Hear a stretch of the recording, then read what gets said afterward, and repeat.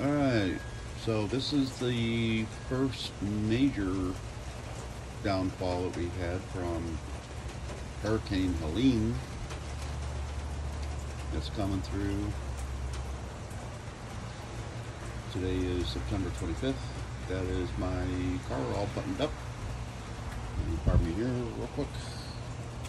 So got a little bit of rain going on. Not much happening right now.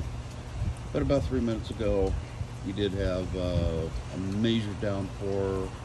Wind was blowing. The rain was actually going sideways. It came directly in my lanai that I'm standing on right now.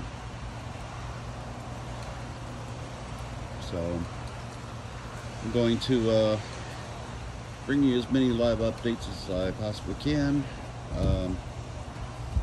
during this tropical event that we have every year.